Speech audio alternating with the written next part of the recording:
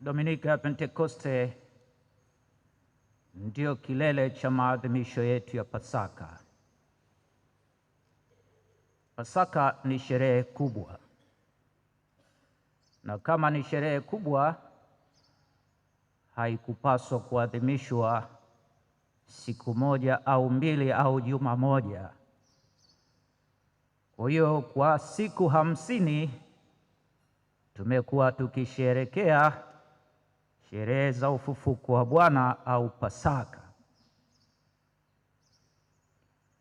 Na kwa namna nyingine Pentekoste ni sherehe ya kuzaliwa kwa kanisa. Kanisa lilizaliwa rasmi katika sherehe hii ya Pentekoste. Na katika siku hii watu 3000 walibatizwa. Kanisa changa likaanza taratibu kukua mpaka tumefikia sisi hapa tulipo. Kwa hiyo pamoja na kuwa Pentekoste ni sherehe ya kushukiwa na Roho Mtakatifu mitume, lakini leo ni sherehe ya kuzaliwa kwa kanisa. Katika sherehe hii Mama Kanisa anatupatia vifungu vya maandiko matakatifu ambavyo vinatupatia mwanga katika kanisa. Yaani masomo tuliyoyasikia yanatupatia mwanga kuhusu kanisa. Kanisa linapaswa kuwaje? Kanisa linapaswa kuendeleaje? Kanisa linapaswa kutenda namna gani? Na mimi mwenzenu nilichogundua katika kipindi hiki cha miaka michache ni kwamba kanisa sio kikundi cha watu waoga wanaojitazama wao wenyewe kwa ndani, bali ni watu ambao wamejazwa Roho Mtakatifu. Kanisa sio kundi la watu waoga. Kanisa sio la kunyamaza kimya, quick tail between legs, kama mbwa mkia anakimbia. Kanisa sio la kunyamaza kimya, kwa sababu Paulo anasema hamkupewa roho wa uoga, mmepewa roho wa nguvu. Na tumesikia katika sekwensia, kumbe sio kundi la watu waoga, bali ni watu ambao wamejazwa roho wa nguvu. Lakini pia nimegundua kwamba kanisa linakuwa. Kanisa ni jamii ya watu waliotumwa ulimwenguni kumshuhudia Kristo na injili yake ya upendo na msamaha. Kanisa sio la kuhubiri hasira ya Mungu peke yake, kwamba Mungu atawaadhibu. Kanisa linapaswa kufundisha kuhusu upendo wa Mungu. Kanisa linapaswa kufundisha kuhusu msamaha wa Mungu, kwamba Mungu anawasamehe hata wadhambi, hata wale waliokosea sana. Kama Paulo, Mungu anawasamehe. Kwa hiyo tunatumwa kuhubiri injili ya Kristo, kuhubiri upendo wa Kristo na msamaha pia wa Kristo, kwamba Mungu yuko tayari kusamehe. Sio kisasi cha Mungu, sio hasira ya Mungu peke yake. Kanisa limetumwa kuhubiri upendo wa Mungu na msamaha wa Mungu. Hilo ndio nimeligundua katika sherehe hii ya Pentekoste, kwamba kwa miaka hii michache kanisa halikukaa kimya. Kanisa limesema na linaendelea kusema, kwa sababu kanisa halijapewa roho ya uoga. Sasa nikisema kanisa, munaangalia kama maaskofu, mapadri. Hata wewe ni mwana kanisa, hukupewa roho ya uoga, umepewa roho ya nguvu. Ndio maana kanisa linazungumza, kanisa linasema. Sasa kuna mambo matatu ambayo yamenigusa mimi binafsi katika sherehe hii ya Pentekoste, na nafikiri yatamgusa kila mmoja wetu aliyopo hapa. Kwanza kabisa, kanisa kimsingi ni la kimisionari. Kanisa ni la kimisionari, ikiwa na maana kwamba sisi sote tuliobatizwa tunao wajibu wa kuwatazama au wa kutazama nje na kutamani kupokea wajibu wa kutoka nje ya mipaka ya kanisa, nje ya kuta za kanisa, na kuwahubiria watu habari njema. Sisi tuliobatizwa tunapaswa kutazama nje, sio tunabaki ndani na kuhubiriana hapa ndani na kuambiana hapa ndani, tukitoka habari imekwisha. Kanisa ni la kimisionari. Kanisa linapaswa kutoka, sio kujitazama ndani yako, kutoka nje na kuhubiria wengine habari ya Kristo mfufuka, habari njema. Kumbukeni, kanisa linalojifungia ndani na kushindwa kuwa kanisa la kimisionari haliwezi kuwa kanisa la Kristo. Hilo ni kanisa la huyo mwenye jina, nisipende kutaja jina lake. Mmesikia linaitwa kanisa la Fadadino hapa? Mshawahi kusikia? Nenda kwenye kanisa la Fadadino, kwanza anasema anakosea.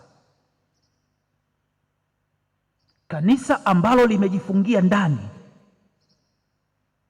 halitaki kutoka nje waendea watu huko na kuwaambia habari njema, hilo sio kanisa la Kristo.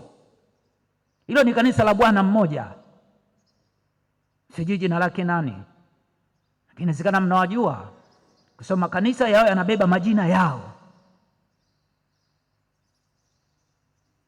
Kanisa ambalo linajifungia ndani halitoki, litabaki kuwa kundi la watu wanaokutana, ambao wanafurahia uwepo wa wenzao, wanafurahia kampani ya wenzao. Hicho ni kikundi cha watu ambao wamejikusanya pamoja, wanafurahia kuwa pamoja. Ni kama klabu fulani tu hivi, ni kama golf club, watu wanakwenda wanacheza, wanafurahia maisha. Ni kama kikundi fulani cha watu ambao wameamua sasa, sisi bwana, jioni tunakutana tunafurahia maisha, Jumamosi tunakutana tunafurahia maisha. Kanisa linapaswa kuwa la kimisionari, linatoka nje na kwenda kuwahubiria watu habari njema, kwa sababu kanisa halikupewa roho ya uoga. Kwa hiyo sisi sote ni wana kanisa. Kiona tu kwamba wewe unanyamazia kimya, mambo yanakwenda hovyo, iwe ni katika familia yako, iwe ni kwa jirani zako, wewe sio kanisa la Kristo. Wewe ni kikundi tu. Sisi sio kikundi cha watu uliokutanika tunafurahia hapa maneno mazuri mazuri. Hapana, kuna wakati tunaambiana ukweli, tuna wakati tunaambiana kile ambacho kinatuondoa katika mstari. Hilo ndio kanisa la Kristo. Jambo la pili ambalo mimi limenigusa ni kwamba tukumbuke Roho Mtakatifu ndiye wakala wa utume wetu.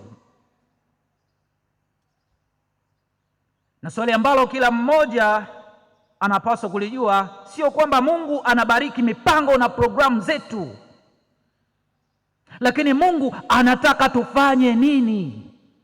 Kwa sababu anayetutuma ni Kristo mwenyewe, anayetutuma ni Roho wa Mungu ambaye ametumwa ndani yetu.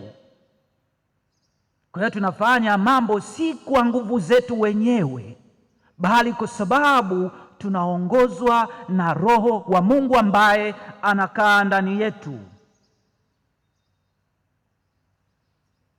Sasa swali ni hili: je, sisi leo tupo tayari kumruhusu Roho Mtakatifu afanye kazi kupitia sisi?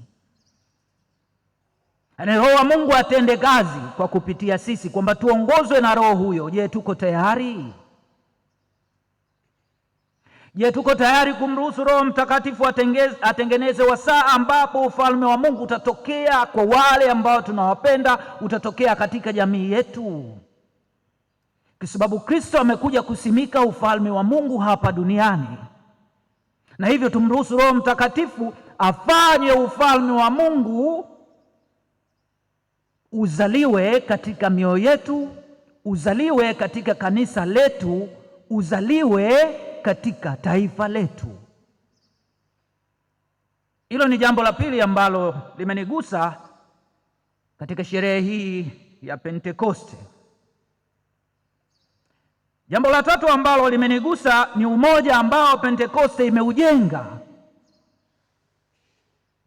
Umoja ambao sherehe ya Pentekoste imeujenga. Kutoka katika lugha nyingi, wote waliweza kuelewa ujumbe wa mitume. Tazama, hao wasemao si wa Galilaya, imekuwaje basi tumesikia sisi wenyewe kwa lugha zetu wenyewe matendo makuu ya Mungu. Pentekoste imetuletea umoja. Kutoka katika lugha moja, wote waliweza kuelewa ujumbe wa mitume. Swali la kujiuliza siku ya leo ni hili: lugha hiyo ni lugha gani? Lugha ambayo kila mmoja wetu leo anaielewa ni lugha gani?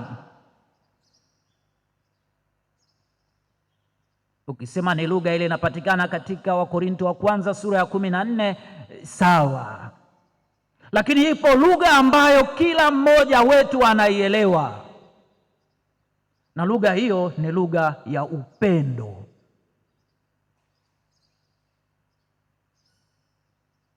Lugha ya upendo. Kwa hiyo ndugu zangu, katika Pentekoste hii turuhusu lugha ya upendo ituunganishe. Turuhusu lugha ya upendo ituunganishe. Ituunganishe sisi kama kanisa, na ituunganishe sisi kama taifa. Sasa hivi hakuna upendo, hatupendani kama taifa, hakuna upendo, tunatazamana kama maadui. Lugha ya upendo ni lugha ambayo kila mtu anaijua, hata mbwa anajua upendo. Ukimpetipeti anajua huyu jamaa ni petipeti huyu. Inawezekanaje sisi tunashindwa kuelewa lugha hiyo ya upendo? Inawezekana vipi? Kwa hiyo sisi kama kanisa la kiulimwengu, sisi kama kanisa la Tanzania, sisi kama kanisa la Mbweni, sisi kama kanisa, jamii ya waamini wa Kristo, katika familia zetu tunapaswa kuzungumza lugha ya upendo. Baba azungumze lugha ya upendo, mama azungumze lugha ya upendo, watoto wazungumze lugha ya upendo. Hakuna asielewa ile lugha ile ambayo inaongelewa, wanaelewa wachache, hiyo achana nayo. Sote tunapaswa kuzungumza lugha ya upendo kama taifa, na hilo ndilo ambalo linatukumbusha siku ya leo. Tuko katika mahangaiko, tunatafuta mwafaka wa kitaifa. Tuzungumze lugha moja, lugha ya upendo, na lugha hiyo itupatie uwezo wa kupokea kwa kujiamini tofauti zetu tulizo nazo. Roho Mtakatifu atuwezeshe kupokea tofauti tulizo nazo. Tunatofautiana, tunazo tofauti za kiitikadi, tunazo tofauti za kichama. Roho Mtakatifu aondoe tofauti hizo, tuongee lugha moja, lugha ya upendo. Sio lugha ya kuumizana, sio lugha ya kutesana. Huyu Roho Mtakatifu anayeshuka sasa ndani ya mioyo yetu atufanye tuzungumze lugha ya upendo kama taifa, na yule ambaye anaonekana kwamba anaharibu mchakato mzima wa kuzungumza lugha hii ya upendo na awe adui yetu. Lugha ya upendo. Niseme hivi, tunatofautiana, lakini kila mmoja anaelewa lugha ya upendo, na tuzungumze sisi sote kama taifa lugha ya upendo, licha ya tofauti tulizo nazo katika kisiasa, kiitikadi, kijamii, kikabila. Tuzungumze lugha ya upendo kama kanisa, kama taifa. Mimi nawaambia, tusipozungumza lugha hiyo haya yote yatakuwa ni makelele tunayopiga, na hatutapata mwafaka kama hatutazungumza lugha hiyo ya upendo kama taifa. Kwa jambo lililonigusa ni hilo, kwamba hawa wanazungumza lugha ambayo watu wengine waliwaelewa, na sisi leo tukazungumze lugha ya upendo. Lakini wakati huo huo tukihakikisha kwamba tusihofu kusema ukweli ambao unamshuhudia Kristo mfufuka ambaye anakaa katikati yetu. Alipopaa mbinguni alisema, sitawaacha ninyi yatima. Anakaa ndani yetu. Tunazo tofauti zetu, lakini hilo lisitufanye tukashindwa kuzungumza lugha ya upendo. Tumsifu Yesu Kristo.